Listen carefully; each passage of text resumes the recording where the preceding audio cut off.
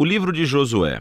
Vamos voltar e lembrar a história até agora. Deus escolheu Abraão e a sua família se tornou o povo de Israel, que é então escravizado no Egito. E assim, através de Moisés, Deus resgatou Israel do Egito. Ele fez uma aliança com eles no Monte Sinai e os guiou pelo deserto. Israel então acampou fora da terra prometida e Moisés os chamou para obedecerem os mandamentos de Deus, para que eles pudessem mostrar a todas as outras nações como Deus é. O livro de Josué começa logo depois que Moisés morreu e Israel está pronto para entrar na terra. Então, a história de Josué é projetada com 4 pontos principais. Josué primeiro leva Israel para a terra prometida. E lá, eles encontram toda a hostilidade dos cananeus e entram em batalha. Depois das suas vitórias, Josué divide a terra prometida como herança para as 12 tribos. E, então, o livro termina com esses discursos finais que Josué dá ao povo. Vamos nos aprofundar e ver como tudo isso flui junto. A primeira sessão começa com a morte de Moisés e Josué é apontado como o novo líder de Israel. E o autor intencionalmente apresenta Josué como um novo Moisés.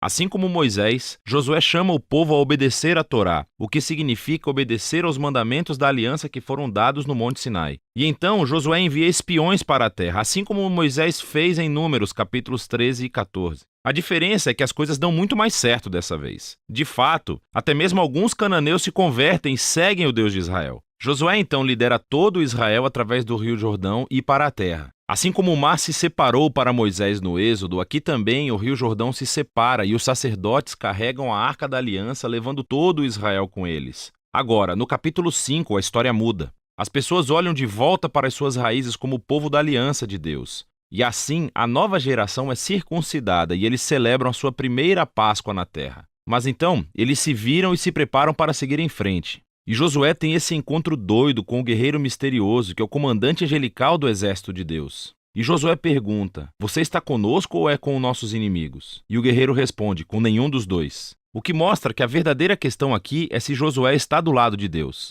Isso deixa claro que toda essa história não é sobre Israel contra os cananeus. Pelo contrário, essa batalha é de Deus e Israel vai desempenhar o papel de espectador, ou, algumas vezes, torcedor do plano de Deus, o que nos leva à próxima sessão. Encontramos histórias sobre todos esses conflitos que Israel teve com diferentes grupos cananeus, e a primeira parte reconta a história de 2 batalhas com detalhes. Isso é seguido por uma série de contos que condensam anos de batalhas em alguns breves resumos. Então, as 2 primeiras batalhas são contra Jericó e depois Ai. Eles oferecem esses relatos da fidelidade de Deus em contraste com o fracasso de Israel. Em Jericó, Israel deve adotar uma abordagem completamente passiva. Então, eles deixaram a presença de Deus na arca guiá-los pela cidade através de música durante 6 dias. Porque, como Raabe se voltou para o Deus de Israel, talvez o povo de Jericó fizesse o mesmo, mas não fazem. E assim, no 7º dia, os sacerdotes tocam as trombetas e as paredes caem, levando Israel à vitória. O objetivo da história é mostrar que Deus é quem vai libertar o seu povo. Israel simplesmente precisa confiar e esperar. Agora, a próxima história da batalha em Ai tem o objetivo oposto. Há esse israelita chamado Acã. Ele rouba de Jericó alguns dos bens consagrados que deveriam pertencer somente a Deus e depois ele mente a respeito disso. É uma jogada bem cruel depois de tudo que Deus fez por Israel. E assim, Israel vai para a batalha contra a cidade de Ai e eles são totalmente derrotados. E é somente após o arrependimento humilde e ao lidar severamente com o pecado de Acã que Israel ganha a vitória. E assim, juntas, essas 2 histórias têm um lugar na frente para mostrar um objetivo importante. Se Israel vai herdar a terra, eles devem ser obedientes e confiar nos mandamentos de Deus. Eles não recebem tratamento especial. Agora, a segunda parte dessa sessão começa com os gibeonitas, um grupo cananeu. E eles fazem exatamente o que Raabe fez. Eles se voltam para seguir o Deus de Israel e fazem paz com Israel. Isso está em contraste com todos esses outros reis cananeus que começam a formar alianças e coalizões e querem destruir Israel.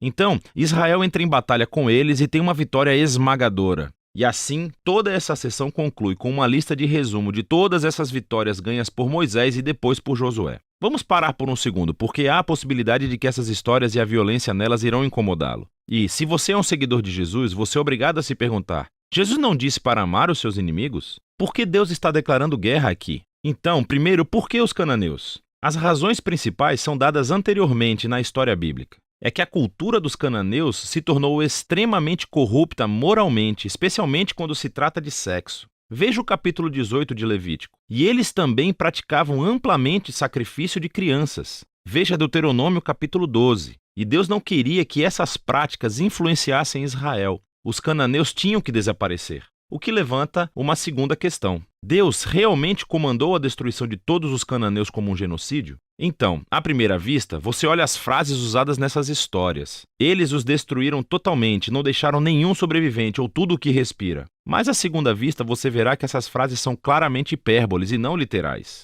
Então, volte ao mandamento original sobre os cananeus em Deuteronômio capítulo 7. É dito a Israel para primeiro expulsar os cananeus, mas depois destruí-los totalmente. E então, isso é seguido de mandamentos para não casar nem fazer negócios com eles. Você não pode se casar com alguém que você destruiu. Acho que você entende. A mesma ideia se aplica às histórias de Josué. Olhe de perto. Assim, por exemplo, nos é dito no capítulo 10 de Josué que Israel não deixou sobreviventes nas cidades de Hebrom ou Debir. Mas depois, no capítulo 15, vemos essas cidades e elas ainda são povoadas por cananeus. E então, o que estamos vendo é que Josué se encaixa em outros relatos de batalhas antigas, usando a linguagem hiperbólica, não literal, como parte do estilo narrativo. E assim, a palavra genocídio não se encaixa realmente no que vemos aqui. Especialmente à luz das histórias sobre os cananeus que se voltaram para o Deus de Israel, como Raabe e os gibeonitas. Deus estava aberto para aqueles que se voltassem para ele. A última coisa a pensar é que essas histórias marcam um momento único na história de Israel.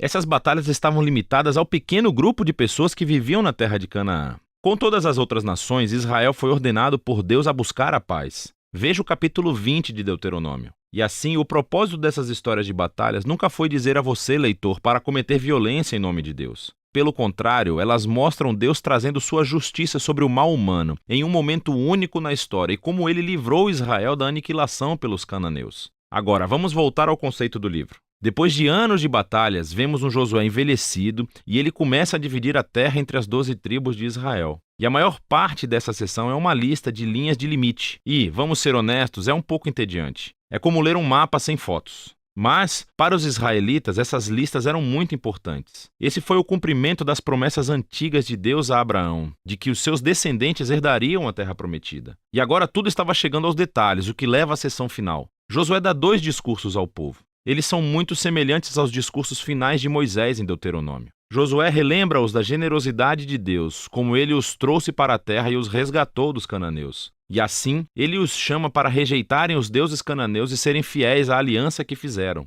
Se fizerem isso, terão a vida e a bênção na terra. Mas se forem infiéis, Israel vai receber o mesmo julgamento divino que os cananeus receberam. Eles serão expulsos da terra para o exílio. E assim Josué deixa Israel com uma escolha. O que Israel vai fazer? Essa é a grande questão que paira sobre Israel quando termina a história. E esse é o livro de Josué.